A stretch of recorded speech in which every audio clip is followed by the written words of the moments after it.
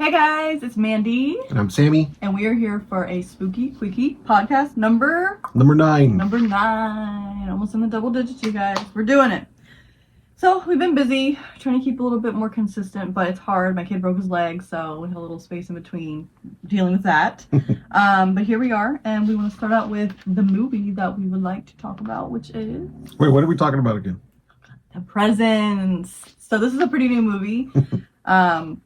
We were starting out to do older movies so that we don't give them away to you guys and spoil them, but if you're coming here, hopefully you've already seen it, and if you haven't, skip through because we're going to talk about The Presents. It's a pretty new movie that just came out, starring Lucy Liu and Chris Sullivan, directed by Steven Soderbergh. What did you think about the movie? So I thought it was pretty good. We have a friend, an old friend that I'd seen her at a convention. This ties into the movies, but I'd seen her at a convention. And she told me she saw The Presents, and I thought she spoiled it for me because she said it's from the perspective of a ghost. Yes. I'm like, damn, I thought she ruined the whole surprise or the whole twist. Like the others where you find out they're ghosts or something. Right, yeah. But it turns out she did it. Yeah, it's just you kind of get that right away, that it's from the perspective of the ghost. So the camera moves kind of weird throughout the movie. But the movie is cool. There is a cool little twist, kind of, huh? Yeah, I think when I wanted to see it when it came out about the same time that Companion came out, and then we went, we were like, which one should we see? And then he was really worried that he had already got The Present spoiled, so we didn't go see it, and I was like, dang, I wanted to see it, but it's nice to know that it wasn't spoiled, because when you're watching it, you're like, oh, okay, cool. We're trying to be spoiler free, but we're probably going to give away some stuff, so like I said, skip ahead. So Lucy Liu is the mom in this, and her and her husband have 2 kids. They just moved into a new house, and from the get-go when they're moving in, you notice that they're being watched, and that's the perspective of the ghost, because there's something in there watching them. And then you find out there's a story of like the little girl, not a little girl, she's a teenager. One of her best friends had got like OD'd and died in their sleep or something, so she was kind of messed up from that, and the mom's really transfixed on the brother for some reason, and the dad's like, hey, like, we should be helping our daughter because she just dealt with something crazy. But the mom's like almost unhealthily obsessed with the son, like so worried about his sports career and like how are you, baby? And when they're talking, you know, she's sitting with him and smiling and talking, and the daughter's just like on her phone, like checked out and just very depressed. And I'm like, it's already a weird relationship, I guess. Yeah, I guess, yeah, now that you say it, I did catch that. I wonder why that was the case. Why did they do that? It's like one of those things where it's like daddy's little girl and, you know, Mama's boy. Yeah, so I guess it's just that. I don't know. It's just, I picked that up and I'm like, damn, like your daughter really needs you. Because I remember when they were in the kitchen, the husband and wife, and he was like, is this too soon? Because they had just moved. They were going to go to like a new school.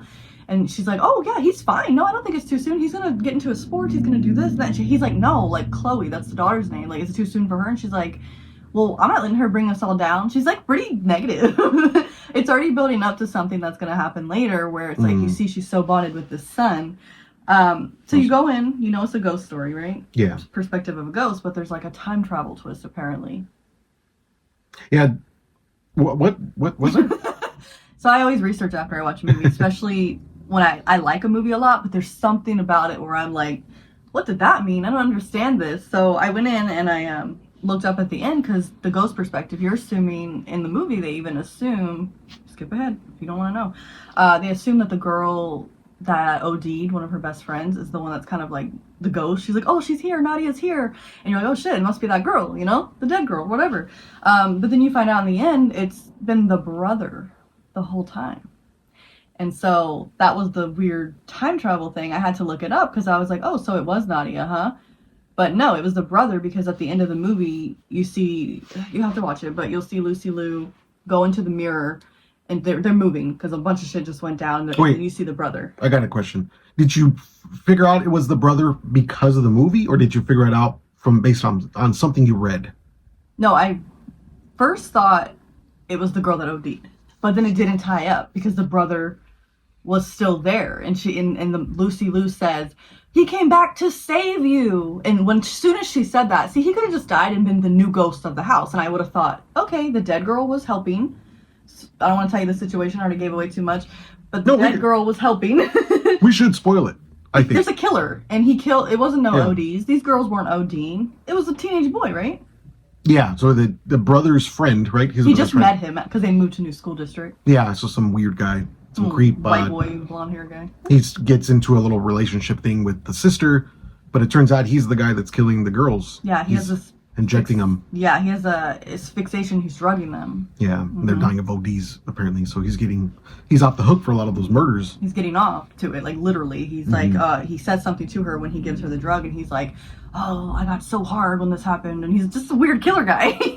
So anyway, he drugs the brother to put him asleep because the parents are out of town. He goes up there and tries to do it to the daughter, but this presence you thought was Nadia, the ghost of the dead girl that OD'd. You think that she's saving, so she's like, the brother's like passed out on some sleeping pills, and she's like, you could see him like going up to in the ear, like, right? Yeah. And like, you're like, oh shit, she's helping him, and then he wakes up, the brother's like, what the hell? And he's like, get off of her, and he already knows his sister's being attacked or killed, basically, because he's trying to smother her with, like a, what was it, saran wrap? He has a thin saran wrap. And so all of a sudden it's like, and like the ghost is shaking, the presence of the camera and everything, like, so the brother's like, get off my sister. He runs upstairs and he pushes the guy off his sister, and they both fall out the window. Yeah, they both die. Yeah, and they both die. So that's the big thing right there. The friend was the killer, and nobody was ODing. It was just girls getting drugged and dying because he's a murderer.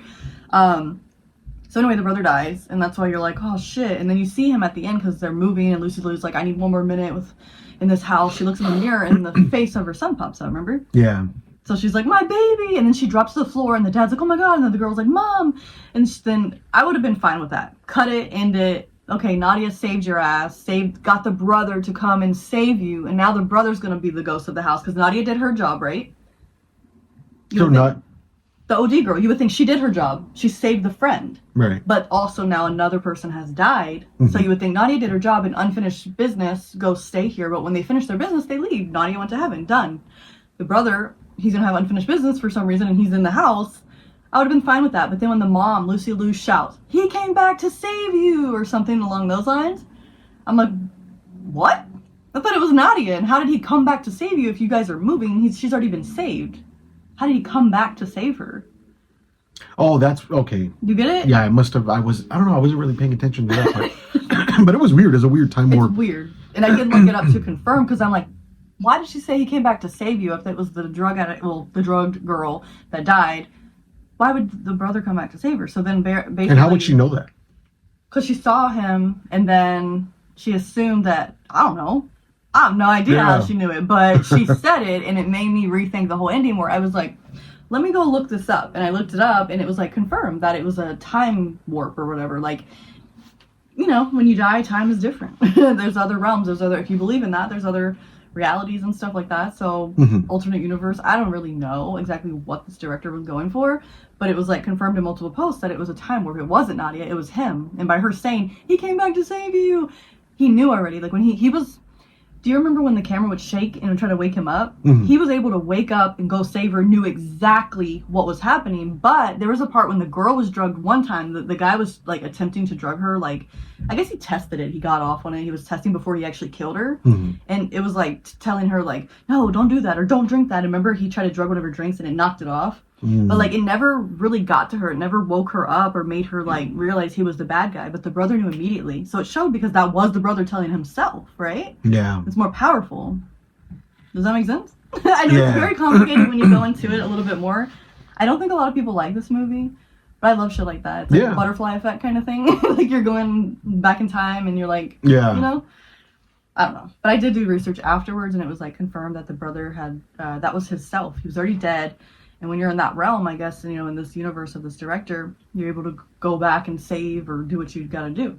Because the whole movie, he was addicted to his sister, wasn't he? Yeah, he kind of was. They were hating each other. Well, not hate, but like did not have a great relationship. And he was like, oh, why are you always doing this? And she would call him out when he did dumb stuff. And I think the dad said, look, you need to be there for her, remember? Yeah. So even by like little hints in the movie, you're going to see like, oh, they were constantly telling him like, Mama, don't be like that with your son because you're about to lose his ass. Why would you like see that? You saw how close, like she was obsessed with him. It's kind of showing a build up of foreshadowing what's going to happen. And then the dad's like, you need to just be there for your sister just once, remember? Yeah. And that was it. So it was so weird, but I love shit like that because it makes you think. And like even Sammy's right now, like the gears are turning, right? Because you're like, wait, I didn't put that together. I gotta watch that again because I was kind of in and out of watching it, drawing and like half watching. But who did Neon put out that movie? Oh my god, you guys! I'm pretty sure, but now I forgot. I'm pretty sure it was Neon. I think it was. I think we talked about this. Neon, they make some good movies. It was good. Yeah. I did like it. I think I rented it, so I was able to actually watch it again the next day. So that's why I really have more of an insight. I put it on again because it was like a 40-hour rental because it was just brand new, and I was like, let me double check that because the ending threw me off. Yeah. So, there's that. We gave the whole movie away, so hopefully you guys saw it and tell us what you think if you liked it because I enjoyed it, but I know a lot of people didn't. It had like a poorer rating. Yeah, I don't know why. People didn't understand it. I think the last podcast we were talking about the monkey, and I personally didn't like it, but that's a lot of people loved it. A lot of people. I personally see that thing as I don't really like gore so much. I'm more into the paranormal. I don't like unless it's like I'm ready to come into a funny movie. I wasn't ready for that. I wanted it to be serious, and that movie was it wasn't even real gore. It was just fake looking CGI, and I hate CGI. Yeah. I mean, there's other movies that have a lot of gore that I think are pretty cool. Like, I personally like The Last Voyage of the Demeter. And there's some gore in that. That one. It's a different vibe, though. It looks good. That they intentionally made the monkeys look poor. Yeah. Bad. But, yeah, I liked it, and you liked it, so. Yeah, I thought it was cool. I need to watch it again. If you guys didn't catch all those little things, go back and watch it one more time, now that it might be streaming somewhere, or might be cheaper, and pick up the thing with the mom, and how the dad's like, be nice to your sister, and how, he came back to save you at the end. Just tell me, makes sense, right? A lot of foreshadowing. Lots of foreshadowing. Okay, so every week we ask you guys, hey, send us a scary story, something you personally experienced. What do we ask? Well, yeah, scary stories, anything weird. Even if it's a real person, like if you got stalked one time or threatened, just a scary situation. UFOs. But sometimes you guys don't bite. But last week somebody bit. So we have a story. Yeah. Last week I made up more like I told you a ghost story from my childhood. Like a fake one. But now we have a real one, and I have not read this. Have you read it? No, actually I purposely didn't read it when this is one of my old friends, her name's Stephanie. She sent it to me. I purposely didn't want to read it. I kind of skimmed through it, but I'm like, okay, I want to be surprised. I want to be caught off guard. I have not read it, so it's a little lengthy, so hang tight. It's not crazy. I read pretty fast, so unless you want to read it. Oh, I'm a terrible reader. Okay, I'll read it. So I will try to summarize. My eyes gotta adjust from this light. Okay, so this is Stephanie's story that she sent, and neither of us have read it, so here we go. She said, I feel like I can sense spirits ever since I was a kid. At 8, I would have dreams of people dying, and then they would actually die in real life, or something bad would happen. The spirits came to me in dreams and would give me messages to tell people. They're not always bad. Some are good and actually help. Once saved us from our house being burned down. They still come to me to this very day. Forward to 2020, I was baking, and I wanted to get into healing because I knew it was a tough time for everyone, and I wanted to help people with their energies and emotions. Sorry, I'm out of breath. I got into Reiki. Oh, I always forget how to say it. And I know it too, and it just when I read it, I blank. Reiki, I think, which is a form of energetic healing. I got certified that same year. With Reiki, the person lays down in front of you, and you hover your hands above different places, and you provide energetic healing through your hands. I discovered very quickly that I had a gift for that. I was able to feel everything exactly where they had energetic buildup, which chakras were blocked, and see their energy, see auras, see colors, etc. I started working at a shop in Pasadena where people would call in and schedule sessions. One day a woman called and scheduled an appointment. I was ready to go into her room, have her come into her in my room, setting up the table, and in comes walking a very cute, energetic older lady about 75, 80. I greeted her and she grabbed my hand with both her hands and gave me a really warm smile. I sat as I patted my hand on the massage table for her to lay down. What brings you here today? What are you looking to gain with this session of ours? Have you had any types of sessions like this before? My usual questions, because I want to make sure she's comfortable. She says with a big smile, oh, nothing, just looking for some overall healing. Sometimes people don't know what to expect from these sessions, so I try to make, Sure, I provide my help as genuinely as I can and make them feel safe so they can enjoy and get the most from the session. I said, no problem at all, I can do that. Close your eyes and lay down. Let me know if you need anything. She's in front of me, and as I put my hands around her head, the crown chakra, I close my eyes and begin to get into a meditative state so I can examine her energy, when suddenly I feel a slender finger poke me in my back. Scary. I jerked up and opened my eyes and did that eyebrow thing like The Rock does, which I can do, you guys. My heart was beating so fast as I slowly looked behind my right shoulder. The wall was directly behind me. There was no space for nothing, not any type of object, let alone an entire person.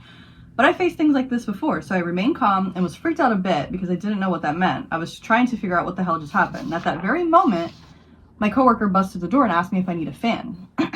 I thought that was so weird because they never burst in during a session. The woman was still calm and said, yes, please. So my coworker went to get the fan. came back in, set it up, and then left. I was frozen. When the lady laid back down, I leaned forward and asked her, okay, tell me one more time, what the hell are we dealing with here? She jerked her head up at me and said, okay, there's been a spirit following me and I don't know how to get rid of him. I worked with her a few more sessions till we figured out it was an old paternal figure who was just bothering her because he's been around her so long. Wasn't harmful, but was definitely hiding some of her stuff and bugging her. He never came back after our sessions, and I still stay in contact with her to this day. Wow. That's crazy. Yeah. And I totally believable, because especially when you practice Reiki, which for some reason I don't even know how to say it for some reason. At my old job, there was a lady that was certified as well, and she was a master at it, and it was believable. Like our yoga teacher there, she was amazing, and she believed in the same stuff, so I really respected her. So I've heard stories from her very similar, where when you do that, it's just full energy, like you're gonna get all of it. And if that lady was so comfortable with you, her spirit, which is a family member, seems like he's just bored or whatever, right? Just kind of poking fun. Mm-hmm. Like, I believe it. Like, there's no way that it was anything else than that spirit messing with you guys. Yeah. What do you think? Yeah, I like hearing stuff like that. And I've known Stephanie for years, since I was a teenager. And Stephanie is legit. I don't think she is lying about that. Yeah. Or embellishing the truth. Yeah, thank you, Stephanie. Thank you for your story. Yeah, that's interesting. Definitely a different style than we would normally get, because you're involved with this stuff already, and you weren't just like day-to-day person that really didn't know about anything, and then you're like, oh god, I saw something open. You know what you're talking about. That's cool. Yeah, I like hearing stuff like that too, because it gives me comfort knowing, wow, there is something after. We don't comprehend, I think, yeah, we cannot comprehend what is after. Our minds probably can't process it, but there is something after. And I think I'm still on the hunt, even though I have some some people that I trust with my life that have made claims that they know that there's something after. They've told me. So. Yeah, it's really interesting. Thank you for that story. Enjoyed that one. And if you guys have any more stories similar, like to Stephanie's, we don't just need to hear about cabinets swinging open, or if you saw a shadow person. I mean, you can have stuff like this if you're involved already, like if you practice any of these, or you even have gone for a cleansing or a chakra healing or anything. Like, tell us about it. I'm curious. Even just energetic stuff, it doesn't have to necessarily be like spirits or touching or anything. Just if you had like your mind cleared from something, from a cleansing, right? Like, I want to hear about all that too. It's so spiritual and pretty cool. Yeah, that is cool. So thank you again. And actually, Stephanie said she has another one. So maybe next episode. Send it, yeah. Yeah. See, we can get a bunch of stories lined up, so we always have something. Maybe we can do 2 in an episode sometimes too. Mm-hmm. Which, we're not going to do 2 in this episode, but I do want to bring up something that happened today, because last night I knocked out on the couch. I was watching a movie, and story of my life. Thank you. So, Sammy told me this morning, like, this sucker woke up at like, it's very unlike him, like 5 in the morning, right? And he comes and he's loud, like a dad, like banging shit, and I'm like, I'm the lightest sleeper. He's a pretty deep sleeper, so I'm like sitting on the couch like this, like, bro, I still have like an hour and a half, 2 hours before I need to wake up. But I'm sitting there, and he's like, why did you come back in here? And I was like, what do you mean? I slept in here. I was like, that movie I was watching, I forgot what it's called, The Gift. I think it's The Gift. It has Keanu Reeves as the bad guy. Look it up. I don't know. Because I remember you being like, oh yeah, this is the one with Keanu and he's bad. I'm like, yeah, he's the abuser. And then I'm like, knocked out. And I was like, dude, I fell asleep watching that movie. I have not gotten up. And I remember at that moment I had to pee really bad, because I didn't even get up to pee. I must have been in a deep sleep. I usually wake up and pee throughout the night. And he's like, why did you come in here? And I'm like, I didn't. I fell asleep here. And he's like, no, I felt you beside me. Yeah, I did. What's that about? So I woke up, super early, but I was still kind of out of it. And I'm like, how come Mandy's not next to me still? Because I remember waking up maybe 3 in the morning, 4 in the morning, and I saw her next to me. Yeah, I saw her. I've seen the light skin, dark hair, and I want to say I even felt her. Yeah, it's pretty. We have a full bed. Like we touch. Like we've downgraded to make space. Like we touch. We can feel each other. So I wake up and I'm like, wait, how come she left? I'm like, was I snoring, or I don't know? And turns out she never did leave the couch. Now, I'm not a sleepwalker. I don't do any of that, and I know I fell asleep in there because I was in the same position, same pillow, same blanket. Yeah. So I wanted to bring that up. It's not a full-length story, but he told me that this morning, and I was like, dude. And then we had to go to work, so we didn't discuss it anymore. So I was like, let me bring it up now. Honestly, I kind of forgot about it. It didn't scare me. I don't think it scared me. I'm like, a weird thing. Was that? Yeah. I'm like, and I just kind of forgot, because it happened right when I first woke up. It You're was groggy, almost, yeah. and it wasn't a dream. It was weird. I don't know, because I really wasn't in here, guys. I never did come in here. I knocked out. So I wanted to bring that up, that maybe there's some spooky business happening in the apartment, which maybe we'll have to do a ghost hunt in here again. We haven't really done an official one. Yeah. Since we've been here. I don't want to make the scary stories too long, but I always talk with my friend Javier, and just like the movie The Presence, we talk about how sometimes if there is a ghost following us, sometimes it's an extension of us. Mm-hmm. Maybe we create energy. We have multiple sides, and yeah. And I remember, him saying that something was following someone, but it was a dark version of themselves. Yeah, they say we all have dark parts of us. Yeah. And I think that'll be some talking of the movie that we review next week, which is a new movie that just came out that we saw, and it was about a dark part of somebody presenting itself. We just went to the theaters and saw it. We saw The Woman in the Yard. And I'm not going to talk about it now because I'm going to save it for next week. But that's a good starter. We're like, hey, last week we were talking about dark sides of you. I'm going to jump into that next week. Yeah, that's exactly the topic. Yeah. So you can create definitely different manifestations of yourself. Yeah. Yeah, some of you are like, oh my god, they're crazy. It's real, dude. Energy's real. Like, get over it. It just is what it is. It's not hippy. It's real. Yeah, it is. But yeah, we'll talk about that one next week. But I think we can jump into some events that are coming up. Mm-hmm. I haven't done an event this year. I do them very rarely now. It's hard when you have to hand make everything and you work full time and just. But I got invited to do the Goth Prom hosted by Mystic Museum. It'll be on May 10th. And then Sammy's also going to be vending. So we're going to vend at the same event, which is interesting. It's in Van Nuys, so it's not actually at the Mystic Museum because it's like a big place. They sell tickets for it because it's literally like a Goth Prom, photo booth, drinks. I think it's 21 plus, if I'm not mistaken. Double check on that one, but I'm pretty sure. Yeah, so it's like a cool, I think they have bands and lots of spooky vendors, foods, drinks. I'm not really sure exactly. Sometimes they just have extra things when you get there and you're like, oh my god, photo ops. So yeah, go to the Mystic Museum and their Instagram page, and it'll have more details about the tickets and stuff. But something that I think that you guys don't want to miss. It should be pretty cool.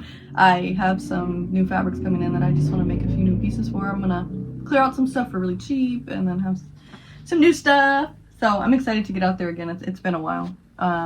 Any other events that you have that you're vending at? I don't know if there's anything coming up other than Midsummer Scream down the line, but no, not that I'm vending at, just the one you're doing. And I'm trying to think of any other updates. There is always Halloween events, and although we do try to deliver some news in this podcast, the best person to get the news from, we're going to give him another shout out, is Soak Halloween News. Josh, his name is Josh, and his Instagram is Soak Halloween News. But if you want to go look for events or anything that's being announced, spooky LA movies, food, dinings. I don't know. He has a lot. Yeah, he's the one.